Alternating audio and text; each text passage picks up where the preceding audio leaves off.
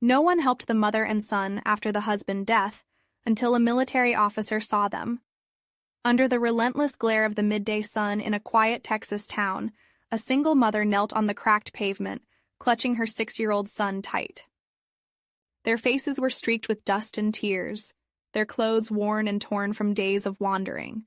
They had just been cast out, left alone after the funeral of her husband, abandoned by those who should have stood by them. No one stopped. No one looked back. The heat pressed down like a weight, and the silence around them was as heavy as grief itself. Maggie Dawson whispered her son's name, her voice barely more than a breath. "Tyler, please, stay with me. Don't close your eyes." But Tyler's small chest rose and fell unevenly, and she could feel his strength fading with every moment. Nearby, the distant hum of an old military truck approached, breaking the stillness. Sergeant James Callahan drove slowly along the empty road, his sharp eyes catching the sight of Maggie and Tyler. Something inside him stirred, a mix of duty and compassion, as he pulled over beside them. In that scorching moment, with nothing but the unforgiving sun and an uncertain future ahead, a chance encounter was about to change everything. Maggie Dawson was no stranger to hardship. At 32, she carried the quiet strength of someone who had fought battles far beyond her years. Her once bright blue eyes were now dulled by sleepless nights and endless worry, yet a fierce determination burned beneath that weariness. A nurse by training, Maggie had sacrificed her own dreams to care for Tyler after her husband, David, passed away unexpectedly just weeks before. Their small apartment, cluttered with faded family photos and a few scattered toys, told the story of a life interrupted but not yet broken. Tyler, her 6-year-old son, was a fragile spark of hope amidst the chaos. His curly brown hair stuck to his forehead with sweat, and his cheeks bore the faintest bruise from the fall that had sent them tumbling into this desperate situation. Despite the pain, Tyler's deep green eyes still searched for comfort in his mother's embrace, holding on to the only stability he had left. Sergeant James Callahan, the man who had just stopped his truck, was a pillar of calm and resolve. A decorated military officer in his late 40s, James was known for his unwavering sense of justice and quiet kindness. His weathered face, marked by lines earned through years of service, softened as he knelt beside Maggie and Tyler. He'd recently returned from his last deployment and was trying to find peace in civilian life. But moments like this reminded him why he could never truly turn away. James reached into his worn jacket, pulling out a bottle of water, and offered it to Maggie. With a gentle nod, "You're not alone anymore," he said softly, his voice steady but filled with compassion. In that small moment by the roadside, 3 lives, each carrying their own burdens, were about to intertwine in ways none of them could have predicted. That towel. Heat hung heavy in the air, relentless and unforgiving, but Sergeant James Callahan didn't hesitate. With steady hands, he helped Maggie lift her trembling son into the back of his truck. There was no grand gesture, no sudden rush of heroism, just quiet, unspoken hope arriving softly, like a breeze after a long drought. Maggie's voice cracked as she whispered, "Thank you. I don't know what we'd have done if you'd driven by." Tyler's eyelids fluttered weakly, but he managed a faint smile, a fragile spark of life rekindled by the kindness of a stranger.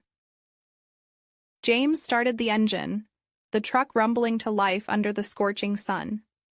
The dust swirled behind them as they drove away from the empty road, away from the silence that had swallowed them whole. Inside the truck, the faint scent of leather mingled with the soft rustling of the seatbelt as Maggie held Tyler close, his small hand gripping hers tightly.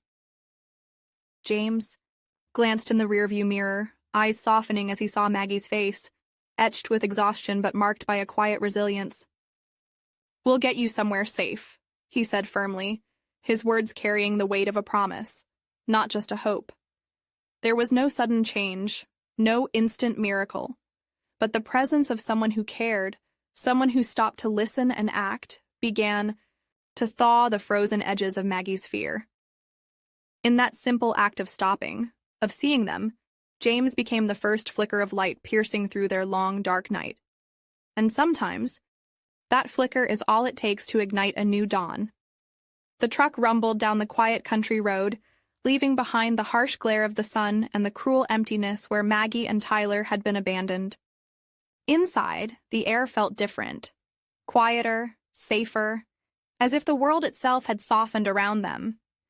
James pulled into a small, weathered farmhouse nestled among towering oaks, their leaves whispering gently in the late afternoon breeze. The porch, light flickered on, casting a warm glow that reached out like a comforting hand. Maggie's eyes, heavy with sleepless nights and endless worry, flickered with something new, tentative hope.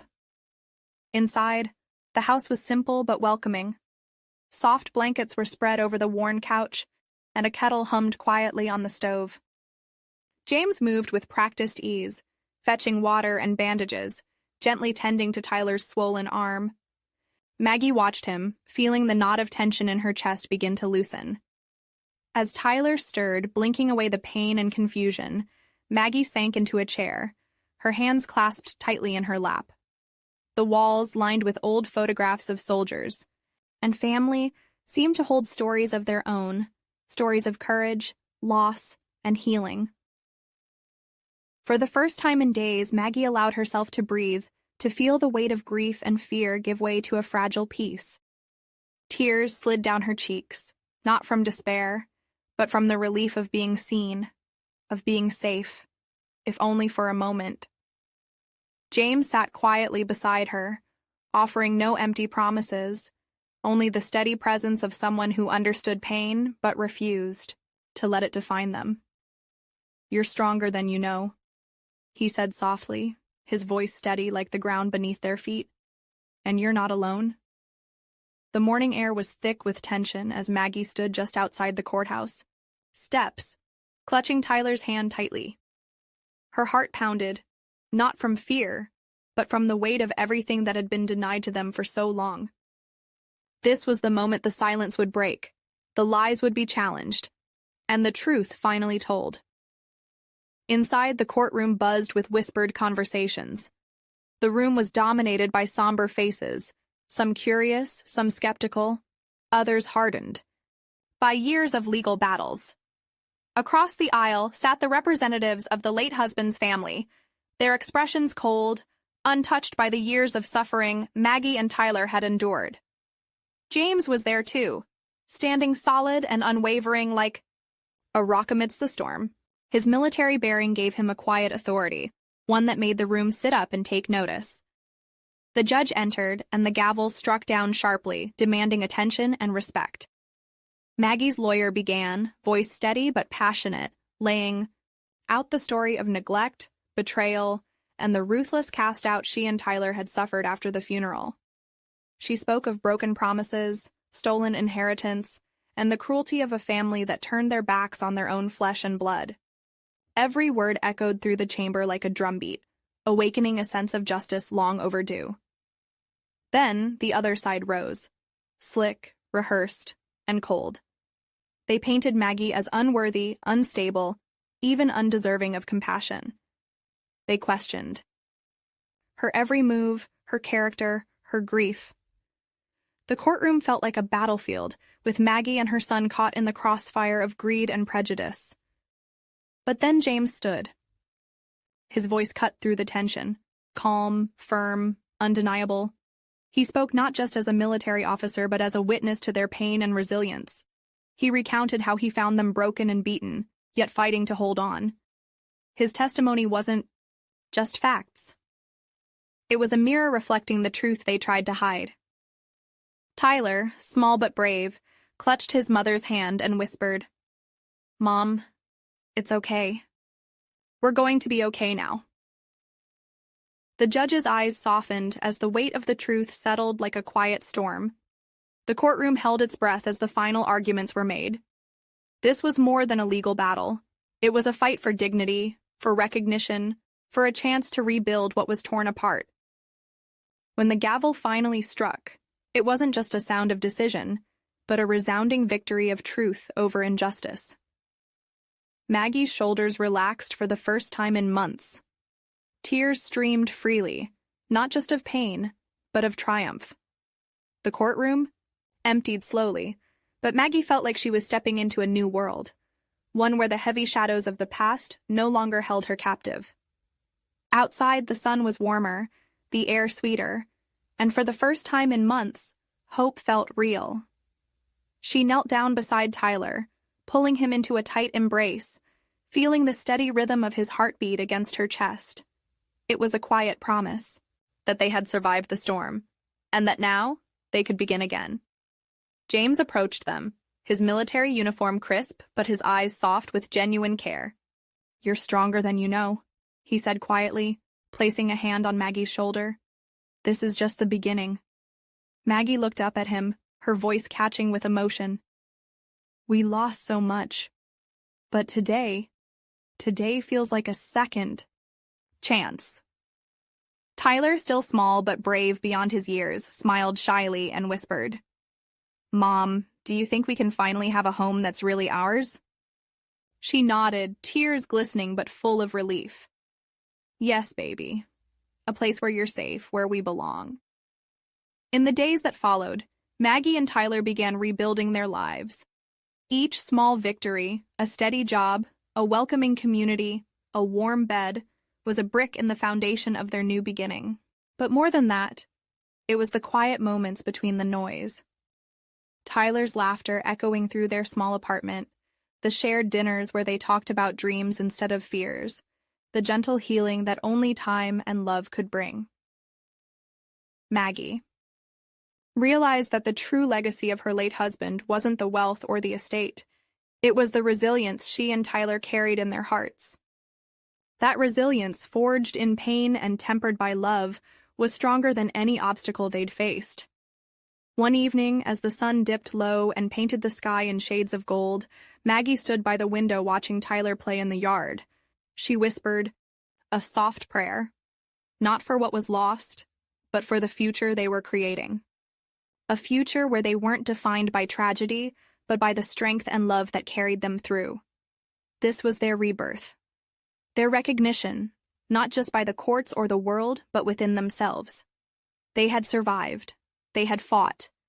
And now they were free to live fully, to dream boldly, and to love fiercely.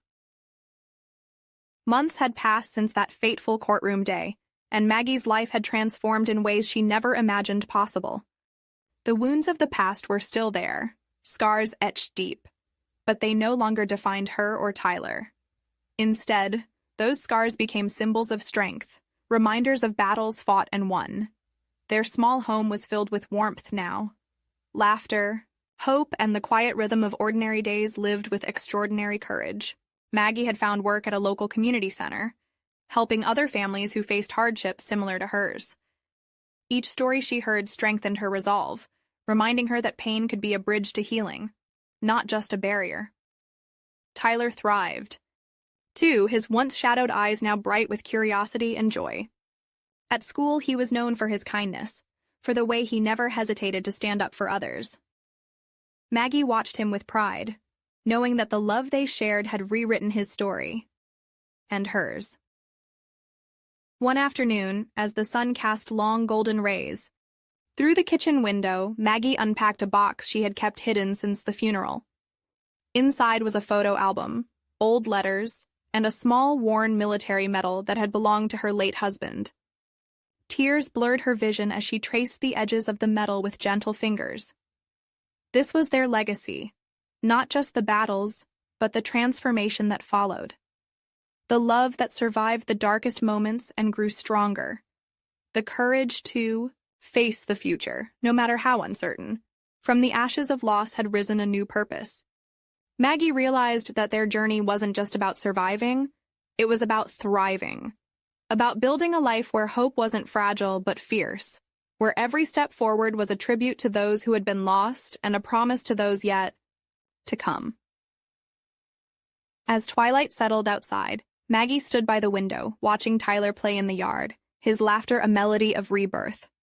She whispered a quiet vow, to live fully, to love deeply, and to carry their legacy forward with grace and strength. Because in the end, True transformation isn't about what life takes away. It's about what we choose to give back. And Maggie was ready to give everything she had. Their story was no longer just one of hardship. It was a testament to the unbreakable human spirit. A legacy not written in stone, but in hearts forever changed. If this story touched your heart, don't forget to smash that thumbs up and hit subscribe for more unforgettable, emotional, and viral true stories.